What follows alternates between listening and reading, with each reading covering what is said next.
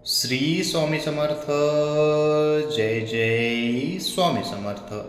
मित्रांनो, दान ही गोष्ट प्रत्येक धर्मामध्ये श्रेष्ठ मानली जाते. सनातन धर्मामध्ये 4 युगांतील निरनिराळ्या कर्माची वैशिष्ट्ये सांगितली आहेत. असे म्हटले जाते की सत्ययुगातील तप, त्रेतामधील ज्ञान, द्वापारातील यज्ञ आणि कलियुगातील दान यानेच मनुष्याचे कल्याण होऊ शकते.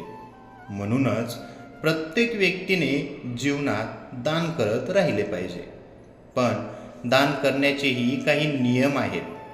दान नेहमी भक्तिभावाने व नम्रतेने करावे. तसेच देणगी शक्य तितकी गुप्त ठेवा. गुप्तदान हे सर्वश्रेष्ठ दान मानले जाते. दान केल्यानंतर कोणत्याही प्रकारची अपेक्षा करू नये. याशिवाय अशा काही गोष्टी आहेत ज्या व्यक्तीने दान करणे टाळायला हवे. मित्रांनो, पुढील माहिती आवडली तर नक्की लाईक, कमेंट आणि आपल्या चॅनेलला सबस्क्राईब करायला विसरू नका. या 6 वस्तू चुकूनही दान करू नका, नाहीतर आपल्यावर खूप संकट येईल. प्रथम आहे, शक्यतो स्टीलची भांडी दान करू नये. विशेषतः जी भांडी तुमच्या घरात ठेवली आहेत त्यांचे दान टाळायला हवे.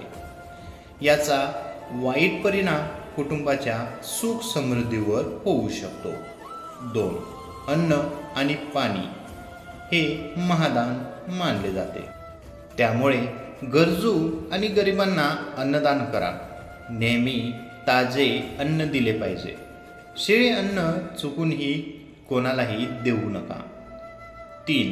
पुस्तके, ग्रंथ इत्यादी गरजूंना दान करणे अत्यंत शुभ मानले जाते. पण या गोष्टी फाटू नयेत.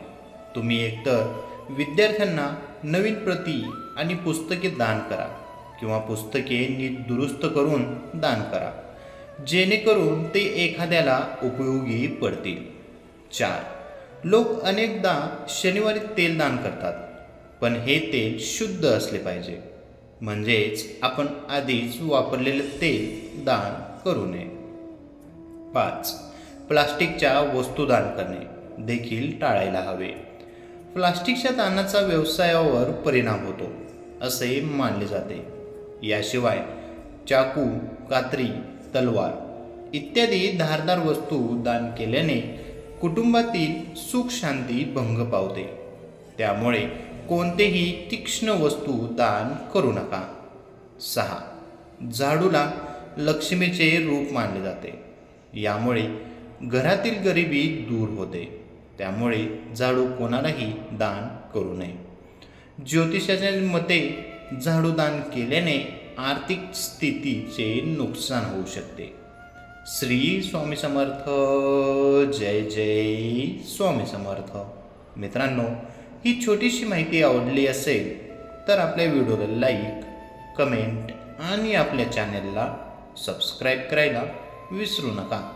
श्री स्वामी समर्थ. धन्यवाद.